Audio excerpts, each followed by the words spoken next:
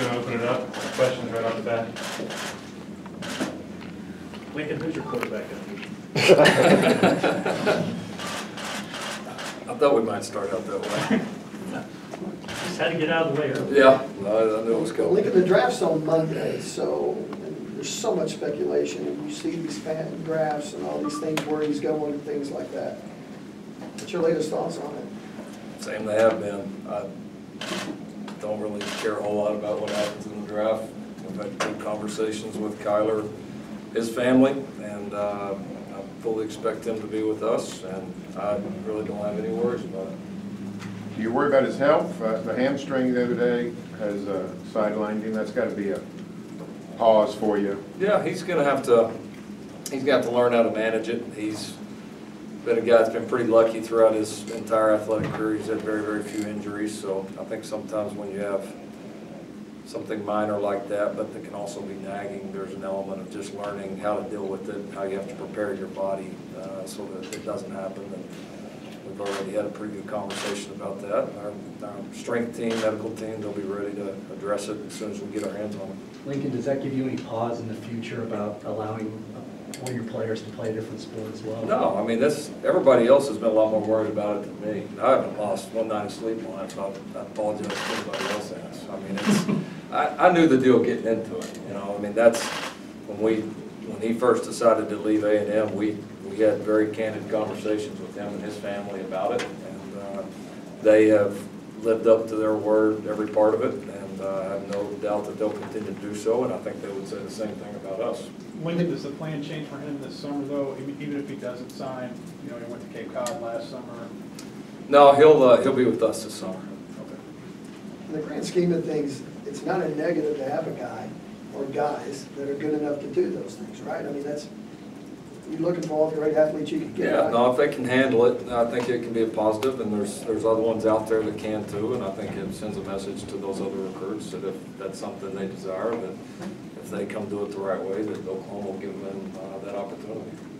Look, I'm kind of curious, and this is still with Kyler playing two sports, in an injury situation, how much will the football team and the baseball team collaborate in a situation where, I mean, or is there any, I mean, if he's hurt, are you guys talking at that point about how much rest he should get, or is that fully left up?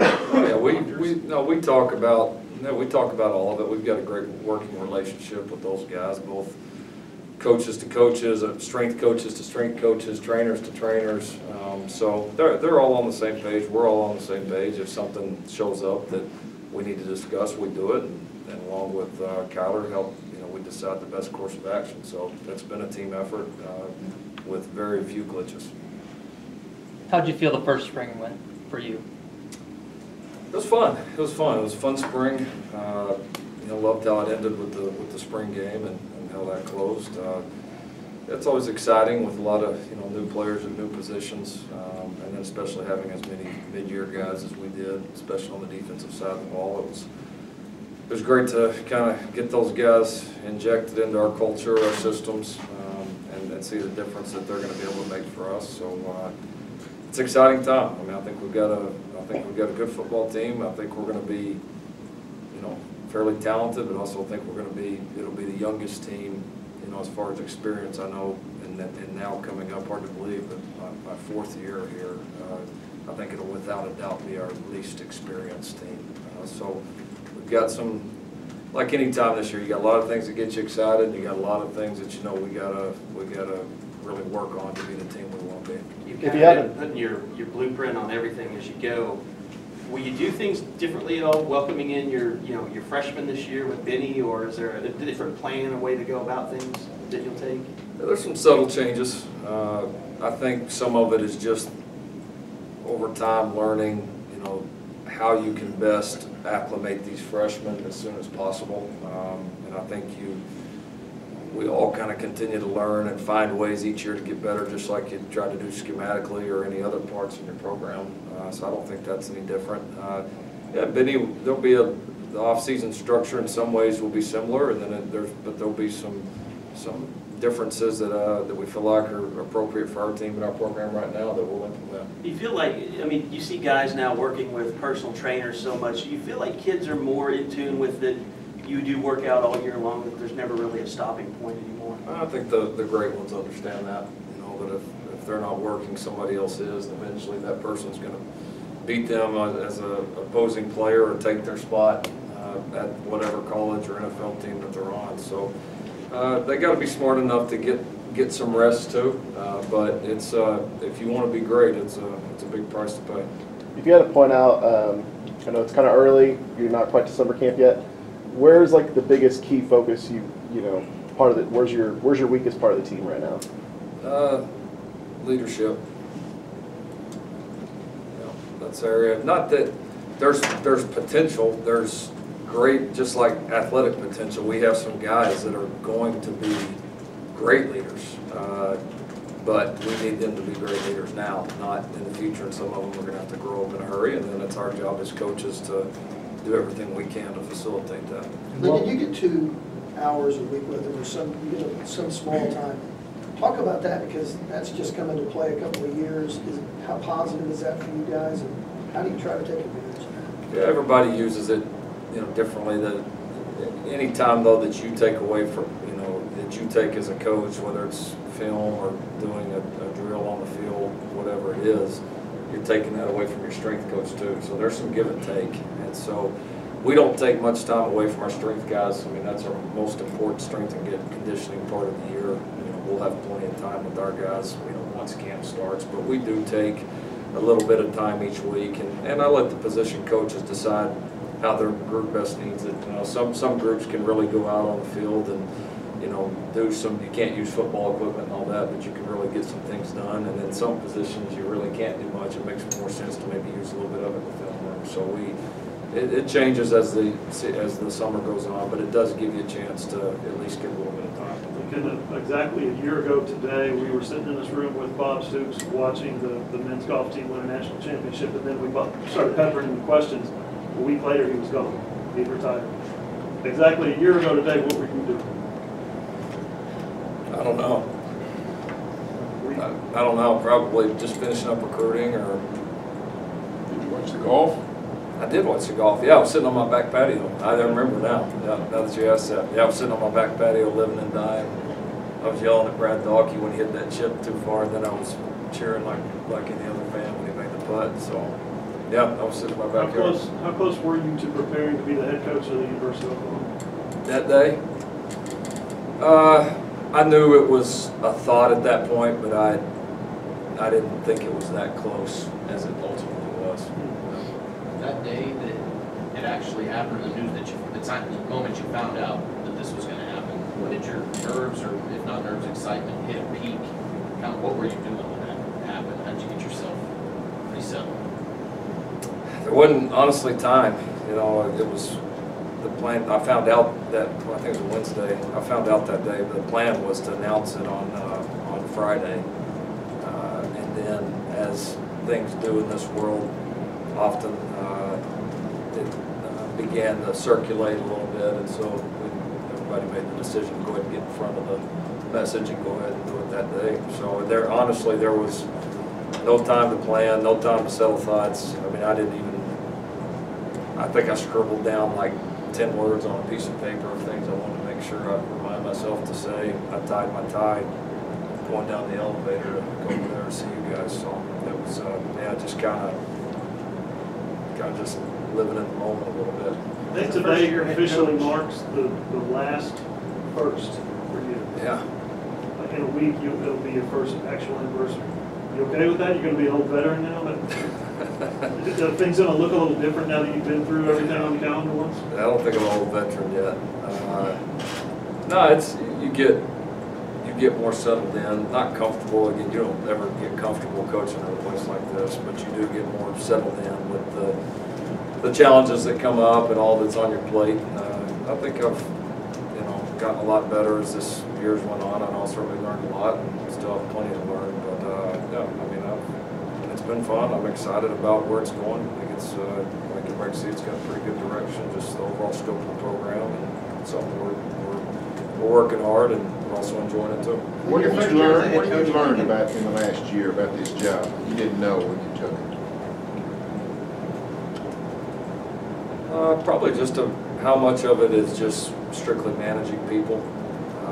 I mean, I guess I felt like there would be some of that, but I think you don't realize it day to day. There's always, you know, when you've got a couple of hundred people overall, when you consider all your players and all the employees, you know, that work in your program, there's always going to be a leak somewhere. You know, there's always something you've got to be doing, or always some type of issue, and you've got to have people that you trust to help you handle it, but you've also got to be enough in the middle of it yourself to grasp it and to set the direction. So, yeah, just that part of it never ends. And, you know, and then there's the whole coaching football on top of that too. Was there anything that, Lincoln, that you weren't necessarily natural at in the position that you have gotten better at in a year's time? It may have to even to do with football. Maybe it's, you know, relations with the administration, or, you know, nights like this with fans. Yeah.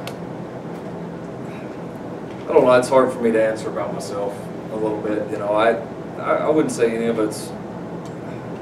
There's been any part of it I thought this is just not me or not natural, but I think you get better at all of it, and I still have a lot to get better at. Like how important was it to have really Coach Stoops just there during this first year? Really helped? Yeah, it was big. There's just a lot of times for me just to have somebody that's been through it, that could understand it, that, you know, I could pick his brain, and a lot of times it was to confirm things that maybe I already felt, but just that extra bit of reinforcement, you know, especially from a guy like him, goes a long way. So it was, he's made a big difference for me, certainly in the first year, and I'm going to continue to lean on him as long as he'll let me.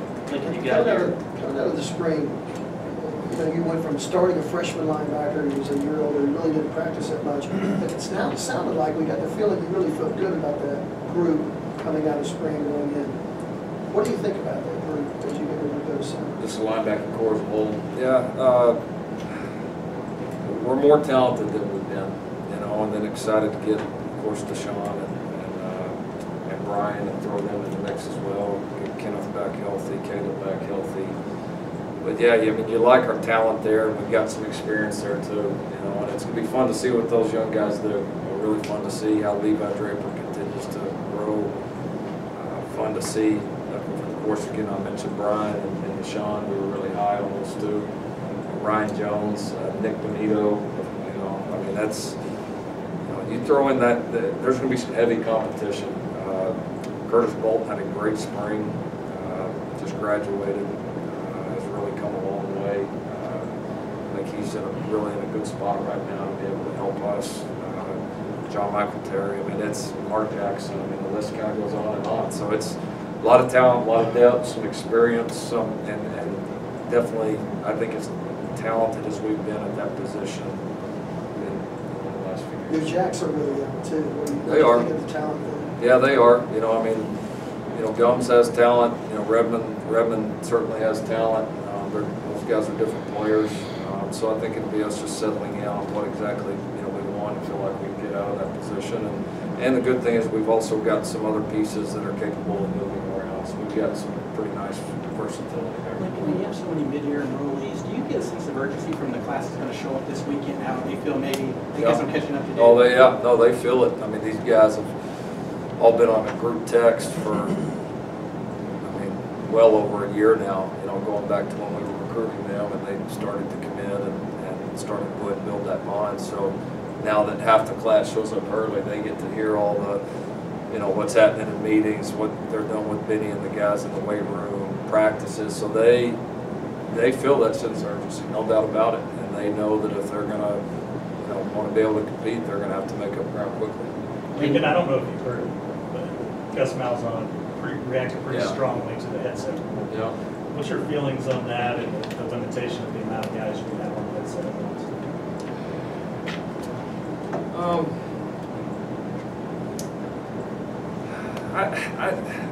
It's a strange rule to me because, to me, we're trying. If you want to limit all the off-the-field personnel, then just put a cap on how many people you can have, and then you don't.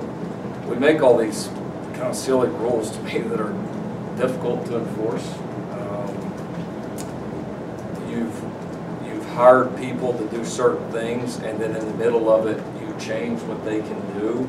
I don't like it. It seems out of sequence to me. Like, if you want to fix it, then just fix it. Don't quit beating around the bush, you know. And so that's probably how I feel about it. We'll adapt to it. We've probably used those guys. We've used those quality control off the field positions probably less in games than most people have. You know, a lot of people bend rules, so a lot of compliance departments across the country have varying degrees of what they should be able to do both during a game and in practice. Our group is a little more strict on it, which I agree, that's how the rule's written. It's not like that everywhere. You have compliance people who just don't look at it. So I wish they would just cap it and clean it up, and then however many you have, they can do anything you want them to do, and then I think it would be a lot smoother and a lot more even played. When did you start your? normally have on a headset? In a game, we would have that. We won't use the 20 because we're not a big group as far as putting, you know, players on headsets. I've never had never felt real strongly about that. We've done it occasionally. But we've had the 15 coaches and then probably another roughly 5 quality controls that did charting for us during games that now, you know, we'll have to make some adjustments on. Hey Lincoln, when you talk about staff, do you have, are there any positions that you still would like to add at this point in terms of recruiting staff or quality control staff? Are there jobs that are still out there? You have everybody you want, basically. I think we're close. I mean, I think we've just got to be able to continue to evolve. And we've come a long ways, even in just the last couple of years, with especially adding some people in recruiting. You know, that was we were behind in that area. I mean, frankly, and we've been able to add a few new positions. We're going to add another one here pretty quickly, but not ready to go any further on that right now. But I think we're a lot closer to where we need to be, but then I think you also, again, got to have the open mind to be able to continue to evolve and stay ahead of the curve. There's a Florida Regents meeting next month, and there's like a possibility of staff raises and stuff. I'm fortunate for your guys to be rewarded for their work. I mean, it's important. I mean, it's, you know, look, we all get compensated a lot more than any of us ever dreamed about when we decided we wanted to coach college football. That's not why we do it, but with all the good that comes along with it, there's a different kind of risk in this business too for you and your families that and strain that you know that there's going to be compensation on the other end of it. That's kind of how the world works, and the more at risk and the high profile these jobs are, the more there is. So with all that being said, yeah, when you do a good job, when you win championships and do it the right way like our group has, then I think your group deserves to be compensated that way. And I'll say, you know, throughout the time here that Oklahoma has always been, fair is not even the right word, extremely generous, very proactive, and that doesn't go unnoticed by anybody on our staff. Lincoln, you talk about evolving. You're getting ready to undertake your first summer camps as well, and the landscape of that has changed dramatically. The way you're running it's changed. Are you comfortable working in the framework that it's in right now, or would you like to see some maybe drastic changes, whether it be like, you know, Power 5 conferences having combines, things like that? And we could make it a lot more efficient, you know, doing it that way. I mean, you're gonna the summer camps at the universities, especially, you know, in a state like ours where, you know, we don't have just a huge population, a huge amount of high schools. The summer camps for the one institution, they have, you know, gone downhill a little bit. I mean, I think everybody's experiencing it. And you get it. I mean, if you're a high school kid, you get that, hey, it makes sense to go to some of these super camps in Texas or in Georgia and Southern California, some of these bigger states where a lot of schools are working them, and you're going to get all kinds of kids, and you get it. So that's just the framework of how it is right now. So.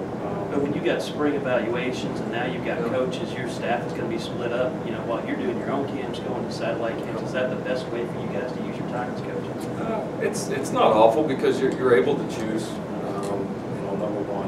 that's a big part of it, is being able to, you know, for the most part, if you want to go work at camp in the state, you can find a way to be there. And so most of the schools have been pretty accommodating that way. So yeah, is it the most efficient? No. If you had 2 or 3 big ones across the country, would that make it more efficient for us? Yes. You would also have 10,000 kids there at each one of those, and I don't know how you evaluate. It's hard enough to evaluate one football team. So, you know, it's a tough system. I mean, I don't know that we find as many guys in camps as we used to. I think the evaluations are done, you know, so early now within the high schools, and then with all the content, you know, available online, it's not as big of a factor to me, you know, compared to what it used to be. Talking about the beginning of the season, you got, skipping ahead to the fall, you got like your first few games are at 11 o'clock. Bob always said he kind of hated 11 o'clock kicks. How are you feeling, you know, your first 2 or 3 games, right? You know, you're the early birds. Yeah.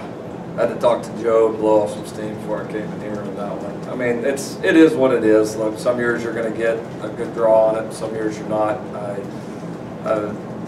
you know, don't agree with it, but at the same time, we're not the only ones making the call on it. But, you know, I think when you've got the premier team in your league, then there at least needs to be some equity. You know, you don't need to have a string or 3 or 4 of them, which we're going to have. And so, listen, whenever they tell us to kick off at 7 a.m. or 7 p.m., we're going to be there ready to play. But there's other things like recruiting, being good for your fan base, opposing fan base, team traveling in. Now you got UCLA traveling in here through 2 time zones. Get here early. Their fans are going to be kicking off at 10 a.m. for their fans.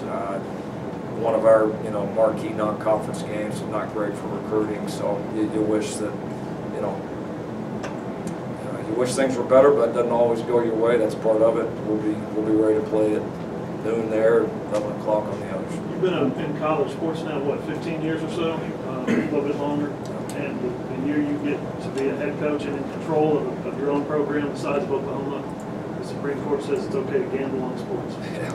Does that make you nervous at all? What pitfalls you might face? Yeah. What do you think about that? No, it does. It's. I'm glad that we thought this might be coming, so we've taken a few, well, precautions is the right word. We've taken a few steps before this happened to go ahead and really start to educate our players on it. But we're going to have to do more. No, I think everybody's a little nervous about it. It's uncharted waters. There's going to be some. There's going to be some repercussions of it that maybe we all can't predict right now. So it'll be kind of I think, a period where we're kind of feeling it out and what are the challenges and how do we address them. We got time for 2 last questions, please. You're coming back to the recruiting question I mentioned earlier. In what areas were you guys lacking before? Is it people doing like what Zach Effley does? Is it roster management? In what areas were you lacking? What are you still kind of doing? Yeah, a little bit. Just strictly manpower to do all the things that we want to do, and I think just from a pure organization standpoint, you know, somebody that can really see the whole picture of it, because it's all got to complement each other. I mean, you're trying to show off the OU brand, the same messages through so many different areas, whether it's how you treat them on an official visit, what you do, or what game day's like, or what a junior day's like, or just a single unofficial visit. They've all got to fall kind of within the same scope. And so you got to have somebody with vision to do that, and then you've got to have people in different areas that have an expertise to execute that. And so we've brought in some new people that have done a tremendous job with it. We've found some good, young, talented people, and so. No, I think we're heading in the right direction. I think we're, you know, really cutting edge in a lot of areas right now, and I think the results have you know, spoken for themselves so far. Do you anticipate any roster changes, or is there any injury updates as well? No, the only injury update I would say from spring that kind of found out after. Chance Sylvie had an Achilles injury that happened about mid-spring. We were hopeful that it would, it was one of those that was a little bit on the edge, hopeful that it would, you know, be able to heal on its own and work through it. It ended up being a little bit worse than we anticipated, so we went ahead and got that fixed. So it'll be It'll be 50-50 if we get him back probably for this season or not. It'll be one of those deals. He does have a redshirt year available, so it'll be one of those situations where, you know, you get to mid-season and see how he's recovering and you know, just what makes the most sense. He's riding around one of those like you are there, Eric. But yeah, I think everybody else, our off-season surgeries, rehabs, Michael Jones, Caleb Kelly, Alex Dalton, I'm probably missing somebody. Basquin, yeah, those guys are all either on or ahead of schedule right now. Lincoln, we can ask one more. We talked to you last time about the recruiting. You were just learning what these new spring recruiting rules were going to do to you. You had a big spring weekend on the spring game. What's your thoughts on the new way they're doing things and the new rules in recruiting now that you've gone through it a little bit? Yeah, I'm glad we did all those visits since they gave us a bunch of 11 a.m. kickoffs. Ended up working out good. So, yeah, I'm fine with the rules. I mean, they're fine. I don't think there's, you know, I think it gives you, there's a little bit more room for strategy and how you do it. So a little bit, you know, a few more ways to tailor it to what you need for your program. So I do kind of enjoy that part of it, and I love the early time thing. I mean, I do. I think it was great last year, and I think it eliminates a lot of confusion. So I'm good with where they're at. I think it bodes well for us.